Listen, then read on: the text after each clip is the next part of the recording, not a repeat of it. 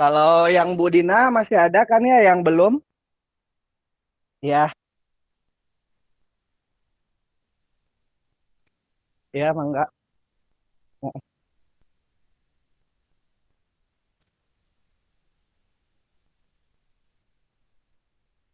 Oh alah, tapi nggak tahu ya minggu depan itu tuh apa udah ujian kata Bu Endang ya. Paling nanti yang belum Bapak kasih tugas aja paling ya. Emang kemarin nggak bisa banget. Bapak waktu itu tuh pernah nyuruh apa untuk apa ya namanya teh bisa masuk-masuk ke kelompok gitu nggak ada ya yang menyampaikan. Untuk Fauzi Hadian itu Bu, Pak, maaf Pak, rencananya tuh hari Mm-mm. ini Pak. Nah itu kata karena ada pembicaraan praktikum bisa dijadwalkan lagi dengan Bapak kata Bu Endang seperti itu Pak. Iya, paling paling kalau misalnya kayak gitu cuman tinggal dua aja kan ya.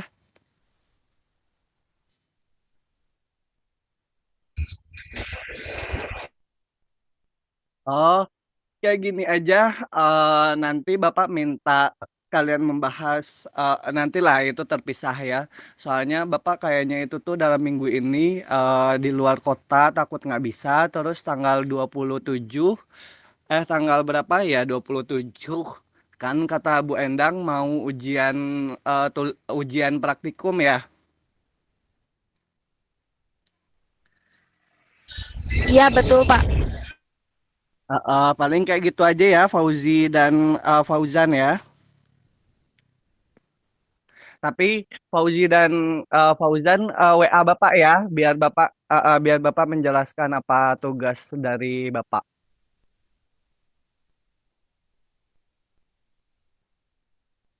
Oke.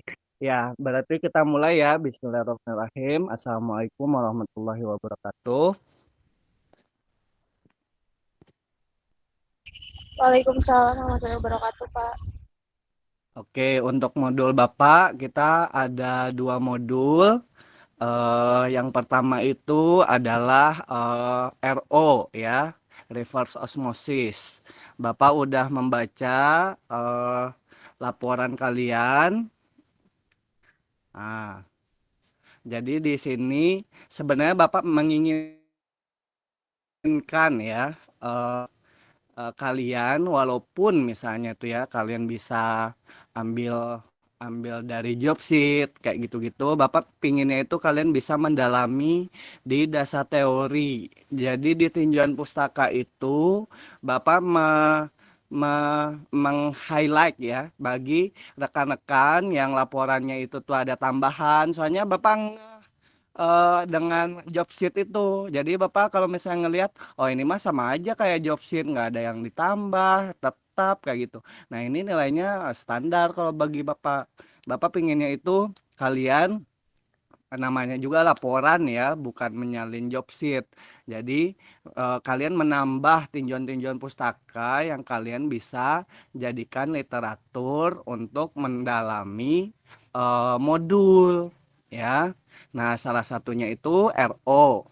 Apalagi RO ini sebenarnya secara praktikum sebenarnya simpel. Nah, tapi kedalaman ini yang penting, kedalaman materi yang kalian harus bisa eh mapan dulu gitu ya, bisa mapan, bisa apa dalam sehingga terkait dengan hitungan-hitungan yang ada di RO dan pembahasan kalian itu lebih dalam dan dapat apa maksud dari mod apa rumus-rumus dan kenapa bisanya kayak gitu ya. Nah, ini salah satunya Bapak udah melihat yang kelompoknya Khalaidas. Nah, paling ini Bapak menanya nih. Jadi kalau kita punya air, apalagi ada air misalnya kita pakai sehari-hari gitu ya. Sebenarnya secara kasat mata atau secara physically tidak jernih, tidak berbau, tidak berasa, terus bisa digunakan untuk keseharian. Nah, tapi di sini yang diharapkan kadang-kadang kan kita bukan untuk seharian kan, ada untuk dunia industri, ada air industri, ada air yang pure, air yang demineralisasi ya. Nah, maka di air, misalnya air baku. Apa standar-standar air baku yang kalian punya? Parameternya apa aja? Kalian bisa lihat dari syarat-syarat air baku di peraturan Republik Indonesia, atau kalau misalnya ada peraturan dari Menteri Kesehatan atau Jawa Barat ya boleh ya. Nah, terus kandungan di dalam air itu sebenarnya secara mikroskopis ya, itu ada kandungan kayak mikrobanya, ada kandungan ion-ion. Ion-ion kan udah terlarut, udah nyatu dengan air. Artinya tidak terlihat, tapi secara kimiawi ya itu masih ada. Nah, itu namanya kandungan kimia anorganik atau mineral-mineral yang ada di dalam air kita. Ya, biasanya itu berbentuk ion atau apa? Ya, ion-ion lah. Nah, terus secara fisik biasanya itu kita bisa mencari dengan alat-alat yang sederhana. Misalnya kita ngelihat dari warnanya kayaknya jernih, tapi jernihnya itu kok agak eh, gelap sedikit. Nah, kita bisa memakai kekeruhan, pakai alat turbidity meter, atau kita bisa pakai TDS ya. Kita juga punya alat itu. Atau bisa kita pakai pH, atau bisa kita pakai suhu misalnya. Nah, itu adalah secara fisik yang sebenarnya bisa kita lakukan untuk awalan ya, awalan yang alat-alatnya sebenarnya itu simpel. Nah, tapi secara secara apa namanya gamblang sebenarnya air kalian sudah bersih ya. Nah, itu makanya Bapak di modul ini ya kita memakai air keran saja. Tapi air keran itu kan secara kasat mata kalian melihat udah bagus, udah bersih, udah jernih. Nah, tapi secara mikroskopis kalian bisa menentukan dengan alat. Nah, itu makanya Bapak meminta yang di awal-awal itu kalian harus bisa menentukan dulu TDS-nya berapa di air keran itu, ya, DHL-nya berapa. Itu sebenarnya membuktikan bahwa ternyata secara mikroskopis masih terdapat kandungan-kandungan yang harus kita minimalisir untuk mendapatkan air, kalau misalnya di industri itu air industri ya, atau air demineralisasi kayak gitu ya, atau air yang pure H2O ya. Nah, maka kalian harus bisa punya ya parameter-parameter dan standar dari kementerian atau dari Republik Indonesia. Ya, terus berikutnya, nah kita kan di sini itu tuh Pak memakai istilah reverse osmosis. Nah, berarti kalian harus tahu apa itu osmosis. Terus habis osmosis tahu, nah baru kalian jelaskan arti reverse osmosis. Karena kalian harus harus osmosis itu sebenarnya apa, kayak gitu ya. Nah, osmosis itu kalau misalnya kayak gini nih, kalian misalnya tuh merendam kentang di air, lama-lama kentang kalian itu tuh lembut. Nah, itu ada peristiwa perpindahan itu secara dalam kehidupan sehari-hari. Atau kalian misalnya itu berendam di air atau mandi air laut, kata badan kalian itu tuh setelah mandi kok ini keriput atau ini, itu sebenarnya tuh peristiwa-peristiwa osmosis dalam kehidupan sehari-hari. Nah, tapi pengertiannya apa? Kalian harus bisa dalamin dulu ya. Jadi kalau misalnya di pelajaran kita, jadi kalau misalnya ada membran semipermeable, itu membran yang hanya bisa dilewati oleh molekul kecil, biasanya pelarut.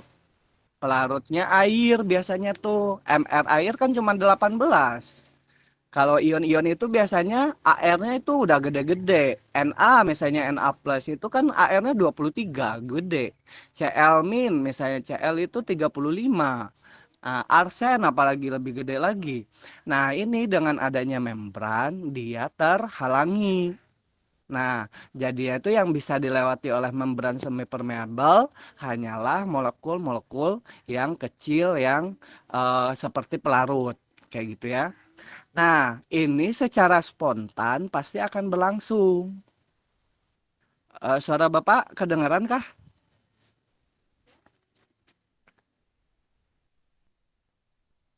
Ada, Pak.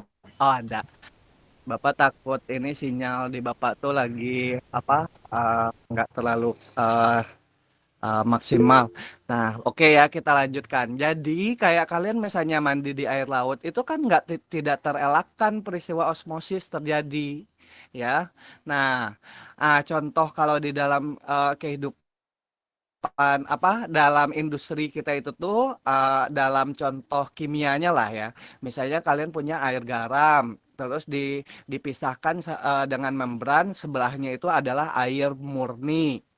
Nah, nanti itu secara tidak langsung air murni kalian itu pindah ke air garam. Biar apa? Biar menyamakan konsentrasi sebenarnya tuh. Tapi nggak akan terjadi sampai penyetaraan konsentrasi. Tapi membuat air garam kalian jadi encer, betul. Nah, karena air kalian secara neto itu pindah ke air garam, maka air garam kalian tuh jadi naik, ya. Nah, naik itu kan mengakibatkan adanya tekanan. Nah, itulah istilah namanya tekanan osmotik. Jadi tekanan osmotik itu adalah tekanan yang diakibatkan oleh peristiwa osmosis. Nah, mencarinya gimana? Kalian juga udah pelajari waktu dulu di SMA kan ada rumus mencari tekanan osmotik. V sama dengan N kali R kali T. Jadi berpengaruh di sana itu adalah konsentrasi, terus suhu, gitu-gitu ya. Nah, bagaimana biar kita ada istilah yang kita pelajari sekarang di modul RO, reverse osmosis. Dari pengertiannya saja kan kita osmosis balik, ya. Osmosis balik itu berarti kita membalikkan peristiwa osmosis. Berarti kalau misalnya tadi osmosis yang terjadi secara langsung tanpa apa-apa itu tekanannya itu adalah 1 atm, maka Bapak kasih 2 ATM pasti di yang bagian yang mengalami tekanan ya. Bapak balikan dengan tekanan yang Bapak berikan dari luar 2 ATM, pasti akan terjadi peristiwa kebalikan osmosis, akan membalik jadinya itu ke air karena kita memberikan tekanan yang lebih besar daripada tekanan osmosis. Nah, maka itulah yang dinamakan reverse osmosis. Biasanya reverse osmosis itu diterapkan di negara-negara yang kayak susah air, dia ngambil dari air laut misalnya. Air laut diapain? Dia lewatkan dengan adanya membran, nanti dia kasih tekanan, nanti air pure berpindah ke sebelah. Jadi didapatlah air bersih dan di sebelahnya itu air garamnya semakin pekat. Nanti dia ganti secara berkala kalau jumlah airnya sudah sedikit, garam-garamnya sudah banyak. Nah, diganti lagi pakai air laut yang baru. Nanti diberi lagi tekanan. Nah, berarti didapatlah nanti air air murni ya. Nah, berarti reverse osmosis itu kalian harus punya yang namanya membran. Nah, di dalam alat kita ini sebenarnya ada membran di dalamnya, tapi kalian tidak melihat karena sudah ditutup ya, sudah satu set. Nah, alhamdulillah alat RO kita ini masih baru. Itu makanya Bapak ngelihat hasil-hasil yang kalian peroleh itu bagus ya. Mewakili lah bahwa dengan adanya RO, DHL sama TDS kalian berkurang di permeatnya dan di konsentrat itu semakin banyak. Nah, sekarang sampai sini ada pertanyaan terkait RO, penjabaran RO.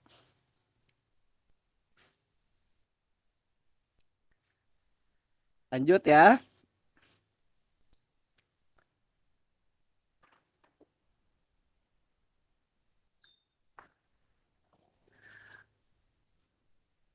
Ada pertanyaan? Besti, ada pertanyaan, Besti? Belum ada, Pak. Oke, Bapak lanjut ya. Nah, sekarang kalian di modul RO itu kalian udah punya seperangkat alat reverse osmosis. Di dalamnya itu ada membran semi permeable sebenarnya, tapi yang udah diset sedemikian rupa sehingga dia mengalir aliran. Nah, kita memberikan tekanannya itu tuh dari mana? Dari laju alir itu. Jadi dari force kita ya, driving force kita itu dari laju aliran dari keran, dari air keran yang kita bisa set-set. Itu makanya Bapak minta ke kalian itu tuh kita variasikan tekanannya biar kalau tekanannya kalau tekanannya 30 atm 30 PS 35 PSI ke penurunannya efisiensi atau persen rejectednya sekian, jadi kalian bisa tahu kayaknya itu di titik optimumnya itu berapa persen persen rejected yang kayaknya itu nggak usah terlalu banyak lah tekanannya segini juga udah bagus. Kalau dinaikin kayaknya persennya itu tuh kayaknya itu nambahnya cuman kecil. Nah, kita ambil yang titik optimum itu. Nah, itu makanya ada hitungan-hitungan yang kalian harus dapatkan di dalam RO. Salah satunya itu adalah persen rejected. Nah, di kalian sebenarnya praktikum kalian itu agak simpel, tapi kalian harus ngerti apa di dalamnya itu, ya. Nah, air keran dialirkan ke dalam alat RO. Air keran kalian itu lewatnya di tengah, ya, di tengah membran. Membrannya berlapis-lapis. Nah, dengan adanya driving force dari keran, air keran kalian yang punya tekanan, maka ada yang melewati membran, ada yang ngalir begitu saja. Nah, yang melewati membran kayak gimana? Oh, yang melewati membran jadilah permeat. Nah, nanti ditampung di aliran permeat. Yang di tengah yang nggak lewat-lewat, ya itu namanya kontrat. Nah, kalian harus tahu itu. Influennya berarti air keran, efluennya itu terbagi dua. Ada permeat, ada konsentrat. Nah, diharapkan gimana? Diharapkan di permeat itu tuh DHL dan TDS kalian itu kecil, menjadi kecil kayak gitu ya, karena dia udah melewati membran semi permeable. Nah, di sini kalian juga harus ngeh ini. Permeat artinya apa? Oh, yang dilewati oleh membran semi permeable yang udah murninya. Kalau yang konsentrat apa? Yang banyak ion-ionnya. Kenapa bisa banyak ion-ionnya? Ya karena airnya kan udah masuk ke permeat. Berarti kan di konsentrat itu konsentrasi airnya jadi kecil. Berarti garam-garam kalian itu tuh dengan air yang jumlahnya sedikit ya jadilah dia semakin konsentrat, semakin banyak ion-ionnya semakin pekat lah istilahnya, ion-ion Na plusnya lah, Cl-nya lah, garam-garamnya lah gitu ya. Nah, ini terbukti ternyata kalian memakai alat DHL, daya hantar listrik pakai apa? Bapak nanya Aprilian.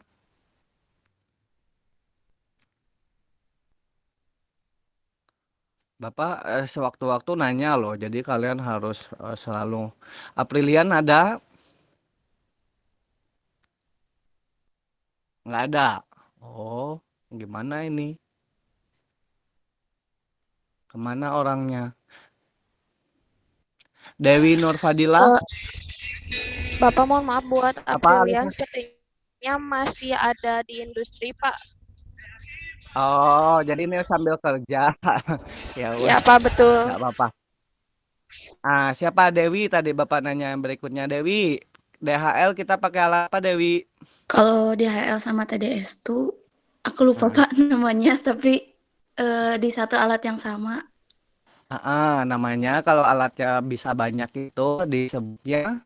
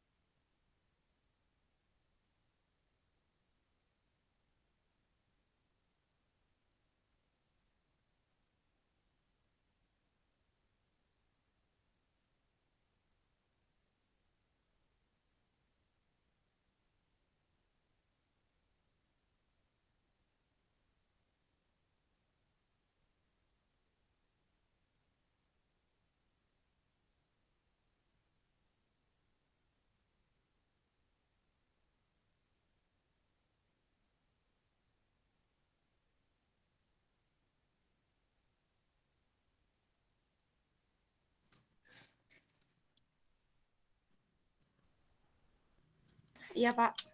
Desti pernah menukar, misalnya awalnya Desti menguji DHL, terus habis itu Desti atur lagi untuk menguji TDS. Nah, kan ada di apa namanya, modnya ya, dia dia pilihannya itu ada 4. Nah, apa yang 2 lagi di alat kita yang bisa dia ukur? Aku lupa, Pak. Yang aku ingat tuh yang 3 itu, Pak.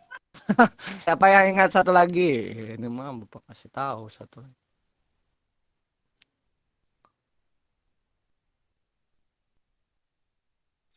Hasna.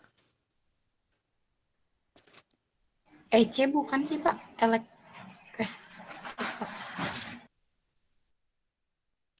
Kalian kalian udah bisa kan mengganti waktu itu tuh Bapak asa suka me- mungkin ada juga yang kelompok yang Bapak biarin, tapi ada juga kan Bapak yang ngajarin cara memindahkan modenya. iya, Pak. Siapa yang tahu? Satu lagi, ada 4 di alat kita itu.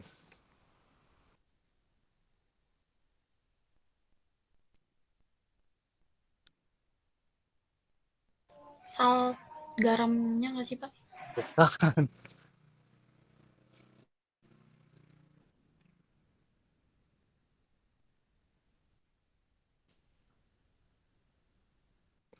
Nggak ada yang ingat.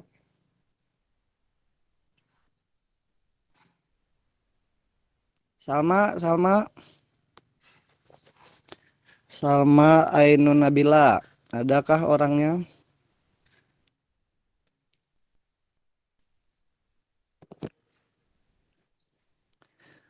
Jadi kalian kalau memakai alat itu, jadi nggak cuman apa ya, harus harus didalamin, nggak cuman yang itu doang.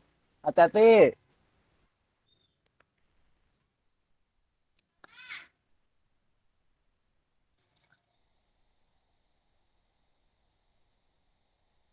nggak ada yang tahu. Ya udah berarti lihat ya, ada 4. Bapak nggak mau ngasih tahu. Masa siapa yang minggu yang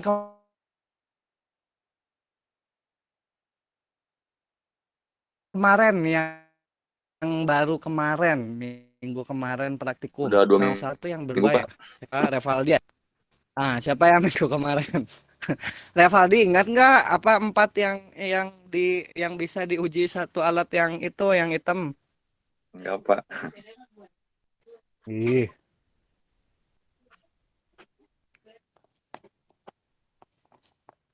berarti Bapak minta kalian coba lihat, mungkin ada temennya. Jadi kalian nggak boleh apa namanya teh terbatas. Jadi kalau misalnya ada alat itu tuh sebisa mungkin tuh dalam juga memakainya. Jadi kadang-kadang kita cuma pakai satu highway, cuma satu doang yang tahu, yang lain-lainnya nggak tahu. Terus istilah-istilahnya juga harus tahu. Misalnya itu tuh, oh TDS itu teh mengukur apa? T, T total, D apa D-nya? Dewi, Dewi lagi ya? Nggak, nggak apa-apa lah. Gimana, Pak? TDS apa kepanjangannya? Total dissolve solid, Pak. Nah ya, total di soft solid. Berarti kalian nanti dapat padatan-padatan yang terlarut di dalam air. Tapi nggak kasat mata. Karena RO ini emang udah di ujung biasanya ya. Masa tuh pengolahan, kalau limbah tuh dia berada di ujung lah. Jadi udah mau jadi air yang pure ya. Nah, terus daya hantar listrik itu menguji apa? Menguji ion-ion. Kalau ion mah udah larut. Kalau solid mah masih ada, tapi kadang-kadang nggak terlihat dengan mata kasat mata, tapi dengan alat terlihat ya. Kalau ion-ion mah bisa cara ngujinya pakai apa? Pakai daya hantar listrik. Kan yang menghantarkan listrik ada ion-ion itu yang di dalam larutan ya. Nah, sekarang, karena sudah Bapak suruh kalian variasi tekanan, terus Bapak suruh setiap 5 menit sekali, kayak gitu-gitu ya. Terus habis itu kalian uji TDS sama DHL-nya. Terus berikutnya Bapak nanya ke Radianti. Radianti, apa rumus mencari persen rejection atau rejected?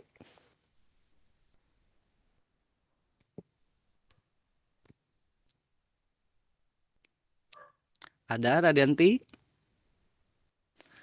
Mencari R apa?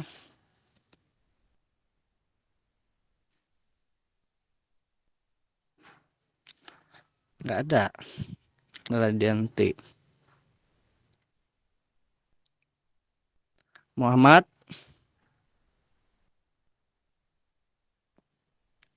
Muhammad Ilyas?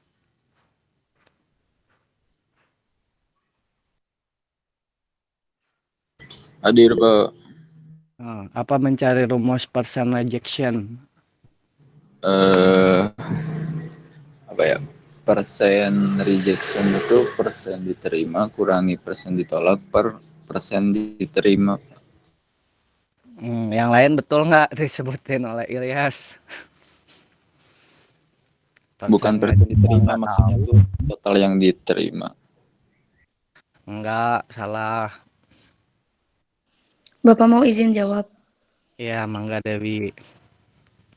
Buat rumus dari persen reject itu TDS umpan dikurangi sama TDS permeat dibagi sama TDS umpan dikali 100%, Pak.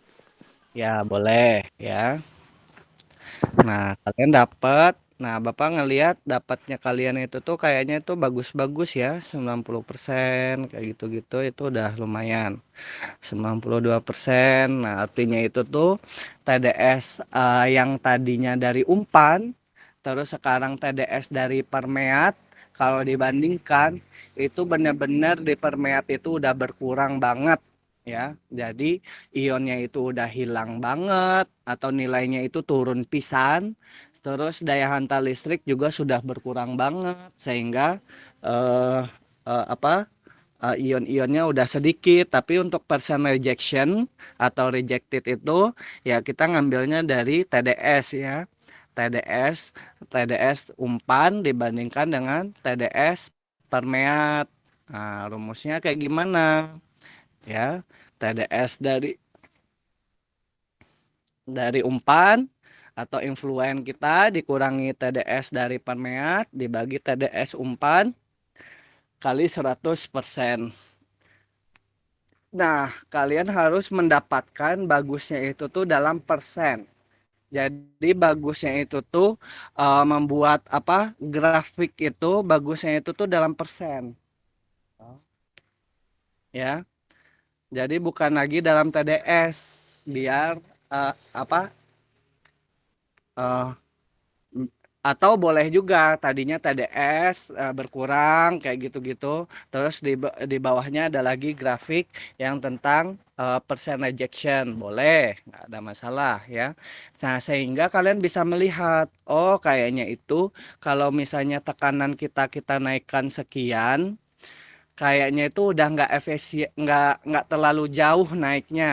Nah, ya udah berarti kita nggak usah pakai driving force yang terlalu besar karena dia udah uh, apa menunjukkan titik optimum karena kan biaya juga kalau menaikkan driving force gitu ya.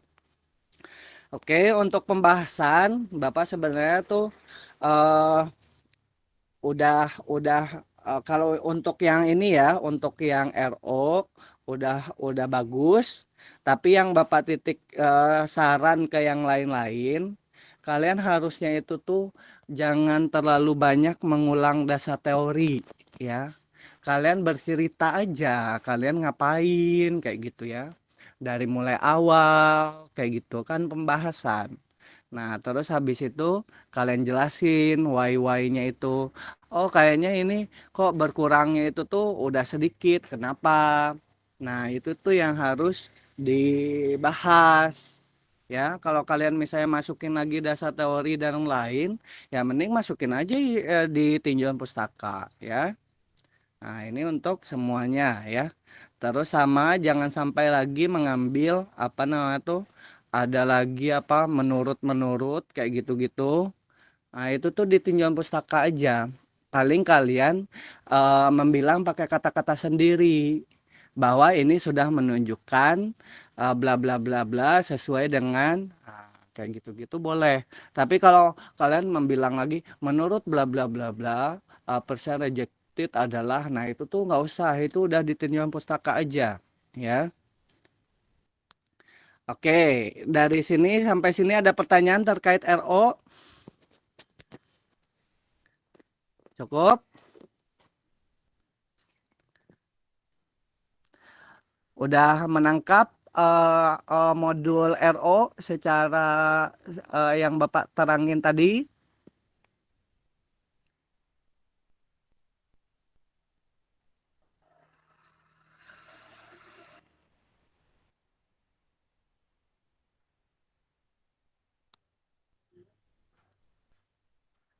Halo, ada orangnya?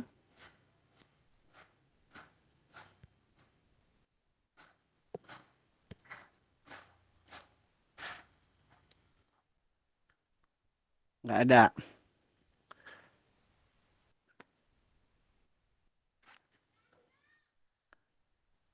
Dewi?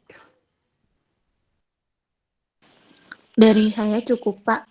Oke, berarti untuk pembahasan RO sepertinya cukup. Kita lanjut ke pembahasan terkait modul koagulasi flokulasi. Yang paling titik kunci di sini adalah kalian melakukan perbedaan RPM ya antara koagulasi dan flokulasi. Itu adalah prinsip dasar ya. Nah, sekarang Bapak nanya ke Desti. Desti Fitriani, kita pakai koagulan apa, Desti? Ya, Pak. Maaf, Pak, saya dikonversi di industri, Pak. Oh, kalau siapa lagi ya? Yang nggak di industri siapa? Eliza Najwa. Iya, Pak, pakai PAC. Nah, kalian harus mendalami itu PAC. PAC itu titik kerja optimumnya di berapa? Nah, P- eh, kembali lagi ke Eliza. Eliza, titik optimum kerja PAC berapa, Eliza?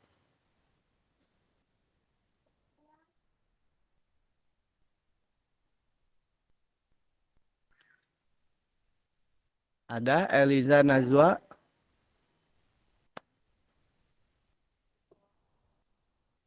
Boleh diulang, Pak, pertanyaannya.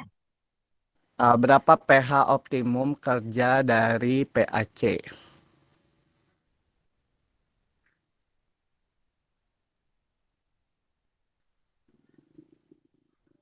97.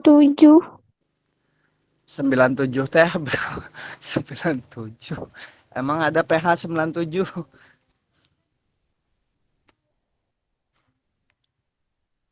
Padahal kalian udah dapat juga loh modul sedimentasi itu kan ada juga pertanyaan itu biasanya. pH mah 7, Pak.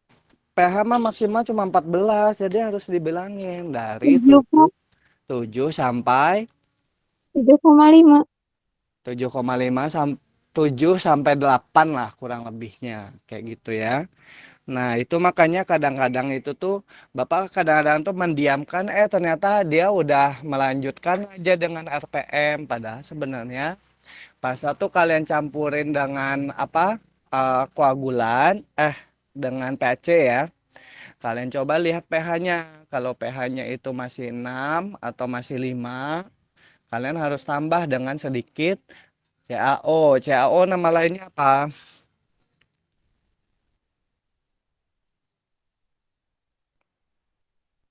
Hmm? Radianti Novitasari.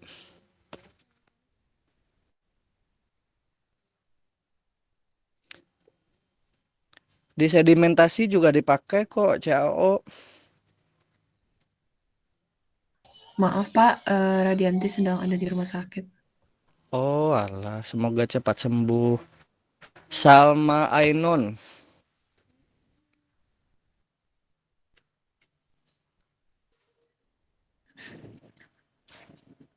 Salma.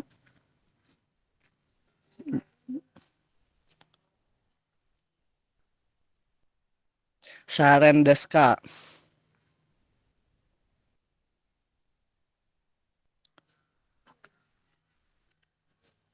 Ini pada ini aja yang ada atau orangnya kemana?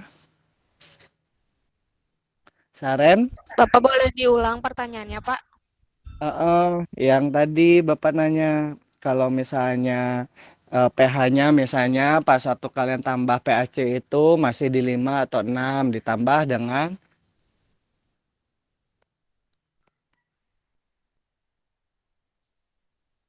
apa? Di mode sedimentasi juga dilakukan.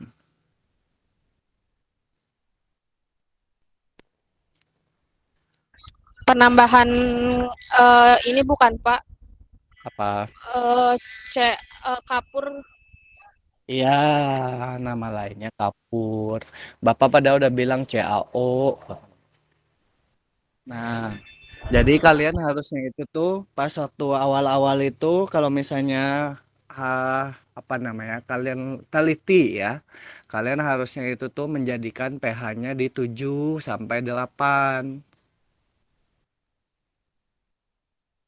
Nah, itu makanya Bapak itu tuh kadang-kadang tuh melihat eh tapi sebenarnya secara grafik kalian udah oke juga gitu ya, bahwa kalau pH-nya itu tuh tadinya asam, dia kayaknya keterusan jadi lanjut aja setelah ditambah pH langsung diputar RPM-nya, nggak distabilkan dulu misalnya di 7 kayak gitu. Nah ternyata tapi betul jadi pH itu dia akan menaikkan pH, itu makanya kita naruhnya di 7 boleh atau 7,5, nanti dia naik-naik sampai di 8 karena pH itu dia membasahkan suatu lingkungan. Nah, tapi semakin di rentangnya si pH, suatu limbah, nah penurunan kelihatan nanti itu ya kekeruhan atau dia lebih efisien ya dalam penurunan kekeruhan, terus nanti itu endapan yang dihasilkan juga volumenya lebih banyak gitu ya kalau rentang pH yang dilakukan pada limbah kalian itu di pH optimum kerja daripada koagulan ya. Oke, sekarang prinsip dari koagulasi. Koagulasi itu prinsipnya ngapain ke limbah? Najwa Cynthia.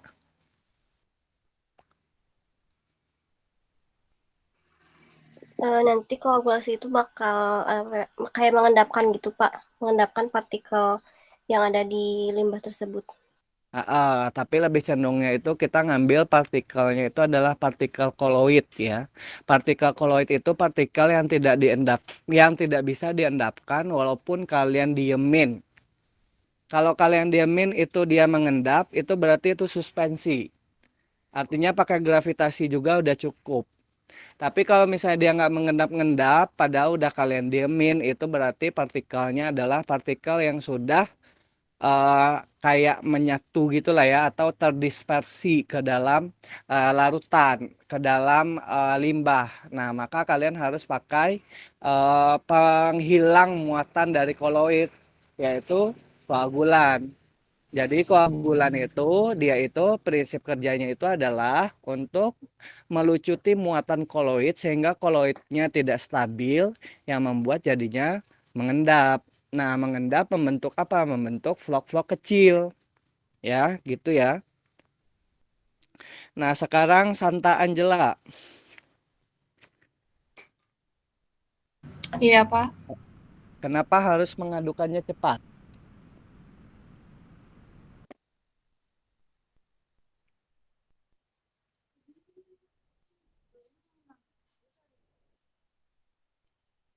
Hah? Kenapa pengadukannya cepat?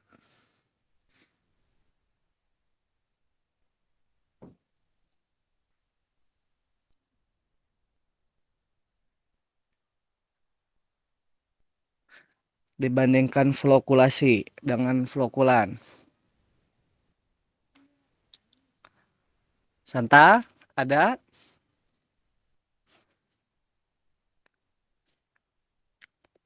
Nggak ada. Aksal Arga Surya. Iya, Pak. Kenapa pengadukan di koagulan itu harus cepat? Kurang lebih 100 RPM. Karena dari kan si prosesnya itu kan untuk menggumpalkan gitu Pak. Jadi agar lebih teraduk secara homogen, terus juga proses penggumpalannya berjalan secara optimum gitu.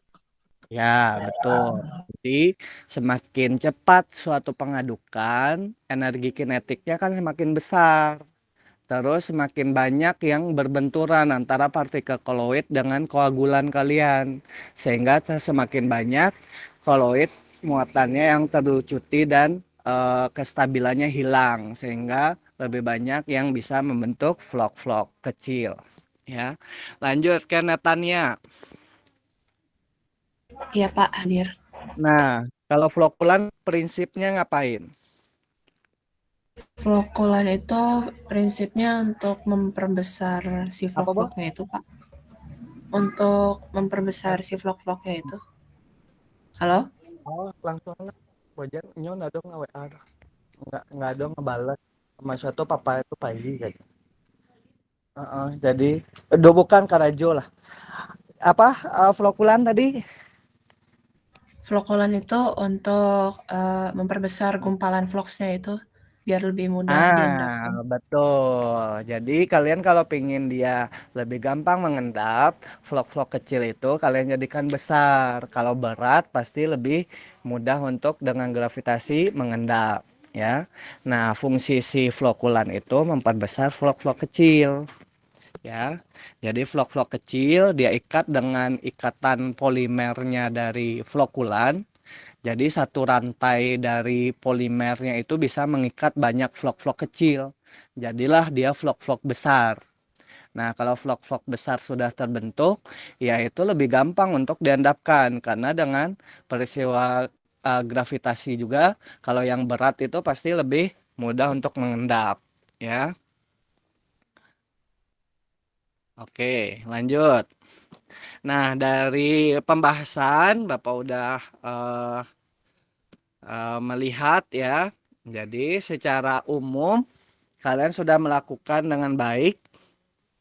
Terus paling Bapak itu tuh kalian harusnya itu tuh jangan nyalin tok lah dengan job sheet kayak gitu ya. Bapak itu tuh kadang-kadang tuh ini kok perasaan tuh kita membuatnya 5 atau berapa apa kok di sini teteh highway masih berapa ada yang beda kayak gitu. Jadi walaupun misalnya soalnya kadang-kadang itu tuh di job sheet itu kan cuman pengarah ya, pengarah tapi emang itu betul. Nah kadang-kadang kan dosen itu tuh memvariasikan. Nah memvariasikan itu tuh ya kalian rubah-rubah sesuai dengan yang kalian lakukan di lab kalian. Jadi jangan apa hayoe persis nggak dilihat-lihat lagi, nggak diedit-edit sesuai dengan yang kalian punya. Nah itu kan menunjukkan bahwa apa ya totalitas kalian tuh dalam membuat laporan tuh kayak kayak nggak kayak apa ya, kayak nyalin tok teh istilahnya teh ya nggak dipikir dulu gitu. Jadi sense-nya itu tuh jadinya tuh kurang gitu. Jadi harusnya itu kalau membuat laporan itu pas waktu udah selesai dilihat-lihat lagi, oh apa nih yang kayaknya itu tuh yang kayaknya tuh ini kayaknya Bapak nggak menyalahi ya kalian misalnya itu tuh sesuai job sheet, tapi ya kalau emang sesuai ya diambil aja job sheet juga nggak apa-apa. Masa itu terkait apa namanya teh prosedur kerja misalnya atau terkait berapa milinya. Nah berapa milinya ini aja kadang-kadang itu tuh Bapak ngelihat kan Bapak nyuruhnya sekian, kok ini kayak job sheet pisan ya. Tapi hasilnya udah betul yang Bapak suruh, tapi di yang atas-atasnya kok kayak job sheet. Nah, ini kan ada perbedaan. Nah, Bapak kadang-kadang tuh melihat dari sana aja, oh ini orang mah cuman eh, apa sense-nya ya terkait pas waktu ya di lab dengan laporan berbeda. Nah, ini bisa bisa nilai minusnya. Terus berikutnya kalian pas waktu udah dapat apa timbang terus udah nambahin PAC atau koagulan, terus habis itu kalian udah pakai alat kalian, udah RPM-nya udah kalian set, terus habis itu kalian udah memasukkan flokulan, terus habis flokulan dimasukin, terus diputar lagi dengan RPM yang lebih kecil, terus sudah selesai kalian masukkan kan ke dalam tabung apa namanya yang bentuk Eliza. Nah, Eliza lagi karena tadi cok Eliza apa nama tabungnya? Tabung Incoff, Pak. Iya, Inhofe-Korn. Ya. Nah, terus di sana itu biasanya itu ada apa garis-garis volume ya, volume endapan. Nah, jadi garis-garis volume endapan ini kalian nanti bisa melihat siapa yang endapannya itu paling besar dengan konsentrasi yang kita variasikan. Kan kadang-kadang Bapak membuat variasi ya. Jadi kalian bisa melihat variasi yang terlihat jelas dari volume endapan setelah didiamkan selama 1 jam. Nah, tapi yang paling krusial di sini adalah kita menentukan apa lagi selain volume Khalaida. Khalaida Van Haf.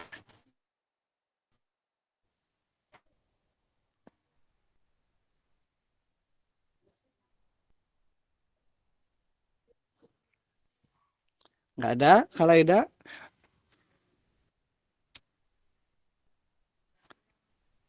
Siapa yang tahu selain volume endapan apa aja yang diukur? Ketinggian endapan, Pak. Iya, itu kan volume endapan. Selain itu, ya sekolah pH-nya, nggak apa-apa. Kalian ada pH yang paling krusial yang bisa kalian cari persentasenya. Kekeruhan ya, Pak. Nah, itu. Oh, ya kalian harus bersuara biar Bapak nggak nganggap kalian tuh kayak nggak ada ya. Jadi kalian carilah ada kekeruhan, ada pH. pH itu sebenarnya tuh melihat bahwa kalau semakin banyak PAC yang kalian masukin, ternyata pH-nya itu tuh naik ya. Berarti emang PAC itu dia membasahkan limbah. Nah, terus berikutnya di kekeruhan pakai alat apa, Siti Nurhaliza?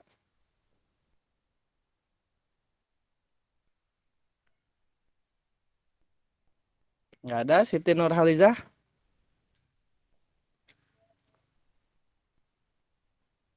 Widya Mutiarani?